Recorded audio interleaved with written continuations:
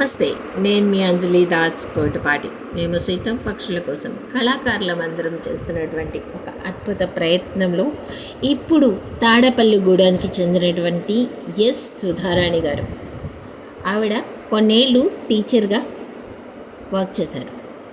ఇప్పుడు ప్రజల ఆరోగ్యం మీద అవగాహన కల్పించే లక్ష్యంగా ముందుకు సాగిపోతున్నారు. ఇంట్లోనే ఉండి ఆవిడ ఒక బిజినెస్ చేస్తున్నారు.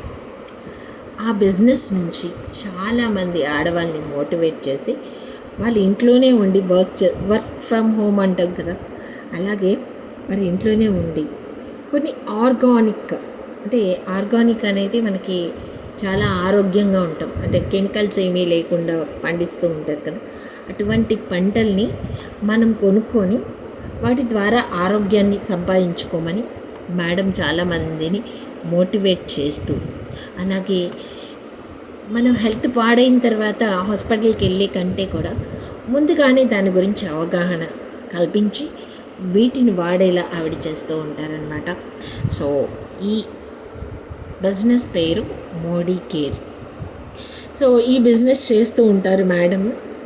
సో దీని నుంచి చాలామంది లేడీస్ని మోటివేట్ చేసి వారు ఇంట్లోనే ఉండి మనీ సంపాదించుకునే విధంగా ఈవిడ ప్రోత్సహిస్తూ ఉంటారనమాట. సో ఇప్పుడు మేడం ప్రొఫెషన్ చూసాం కాబట్టి మేడం కూడా వాటర్ అలాగే ఫుడ్ పెట్టి మనకి ఫోటో పంపించడం జరిగింది.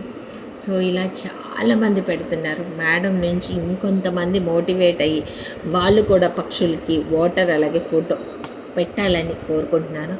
సో ఆడవాళ్ళు ఎప్పుడు కూడా ఇంట్లో కూర్చొని ఊరికే ఉంటారు, ఇంటి పని చూసుకుంటూ ఉంటారు, పిల్లల్ని అందరినీ ఎలా అంటే వాళ్ళకి ఎవ్రీథింగ్ దే కెన్ డూ, ఏదైనా చేయగలరు. ఏదైనా అటు ఆఫీస్కి వెళ్ళి ఆఫీస్ వర్క్ చేయగలరు, ఇంటికి వచ్చి ఇంటి పని కూడా చేసుకోగలరు. వాళ్ళకి అంత ఓపిక ఉంది, అంత ఆత్మధైర్యం ఉంది. సో ఇలా ఇంట్లోనే ఉండి వర్క్ చేసుకుంటూ ఇంటిని చక్కదిద్దుకుంటూ ప్రపంచాన్ని కూడా చక్కదిద్దగలరు. సో ఇలాంటి వాళ్ళందరూ కూడా మనకి motivation. So thank you so much Sudha గారు. మేము అడగగానే మీరు పక్షులకి వాటర్ అలాగే ఫుడ్ పెట్టి ఫోటో పంపించినందుకు మిమ్మల్ని చూసి ఇంకొంతమంది మోటివేట్ అయ్యి ఈ కార్యక్రమానికి రావాలని. సో సుధా గారి బిజినెస్ గురించి మీకు ఎవరికైనా కావాలి అంటే కూడా, సో ఎవరైనా లేడీస్ ఉంటే కనుక ఇందులో మెసేజ్ చేస్తే మేడం రియాక్ట్ అవుతారు. ఎందుకంటే ఈ లింక్ని నేను మేడంకి పెడతాను కాబట్టి she will answer to you. And thank you so much Sudha గారు. అలాగే మీరందరూ కూడా మీ ఇంట్లో వాటర్ అలాగే ఫుడ్ పెడుతున్నారా పక్షులకి? పెట్టకపోతే పెట్టండి. అలాగే మీరు అన్నం తిన్న తర్వాత మన వాళ్ళు పెద్దవాళ్ళు ఒక మాట చెప్తూ ఉంటారు, మనం తినే ముందు ఒక 2 ముద్దలు గోడ మీద పెట్టండి, తినిన తర్వాత ఒక 2 ముద్దలు ఇస్తరాకులో ఉంచండి. మనం ఇప్పుడు పళ్ళల్లో తింటున్నాం, అందుకే వాళ్ళు చెప్పేవాళ్ళు అనమాట, పళ్ళెంలో చెయ్యి కడగద్దు అని చెప్తారంట, మనకు తెలీదు. 2 ముద్దలు ఉంచేసి ఆ ఇస్తరాకు తీసుకెళ్ళి ఆ రోడ్డు పక్కన పెడితే కనుక వాటిలో ఉన్న అన్నాన్ని కుక్కలు, పిల్లులు ఇలాంటివన్నీ తింటాయి అని మన పెద్దవాళ్ళు ఎప్పుడో చెప్పారండి. మన దేశ సంస్కృతే వేరు, మనకు తెలియకుండా వాళ్ళు చాలా చెప్పారు, మనం ఇంకా తెలుసుకోలేకపోతున్నాం. చాలా ఫుడ్ వేస్ట్ చేస్తున్నాం. ఈ వేస్ట్ చేసిన ఫుడ్ అంతా డస్ట్బిన్స్కి వెళ్ళకుండా మేబీ వీలైతే మీ ఇంట్లో కొన్ని విస్తరాకులు పెట్టుకోండి. పేపర్ అయినా పర్లేదు, పేపర్ మీదన్నా తీసుకెళ్ళి బయట పెట్టండి. సో కొన్ని ఆవులు, గేదెలు, లేకపోతే కుక్కలు, పిల్లులు ఏదో ఒకటి తింటాయి. లేదా మీ దగ్గర కొబ్బరి చిప్పలు ఉంటాయి, కొబ్బరి చిప్పలు మనం ఎలాగో పడేస్తాం, ఆ కొబ్బరి చిప్పలో నీళ్ళు లేదు అంటే పుచ్చకాయ కోస్తాం కదా, ఆ పుచ్చకాయ కోసిన తర్వాత సగం అంటే రౌండ్గా తీసి చక్కగా కొయ్యగలిగితే ఆ పుచ్చకాయ తీసుకెళ్ళి బయట పెట్టి దాంట్లో వాటర్ పెట్టినా తాగుతాయండి.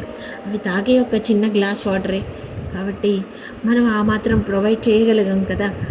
మనం ఏం బిర్యానీలు పెట్టట్లేదు, హోటల్ నుంచి ఆర్డర్ చేస్తే 1000 రూపాయలు 2000 అవ్వవు. సో కాబట్టి ప్లీజ్ ఇలాంటి చాలా మనం పక్కకి తీసేటువంటి బియ్యం గింజలు గిన్నెలోంచి ఇంకో గిన్నెలో మార్చేటప్పుడు కొన్ని బియ్యం గింజలు కానీ వడ్లు కానీ ఆ కందిపప్పు కానీ కింద పడిపోతాయి. వీటన్నిటిని ఊడ్చి బయట పడేస్తాం కదా, అదేదో ఊడ్చి ఆ గోడ మీద పెట్టేస్తే, లేదు అంటే భూమి మీదే పడేయండి, ఏవో ఒకటి వచ్చేదండి.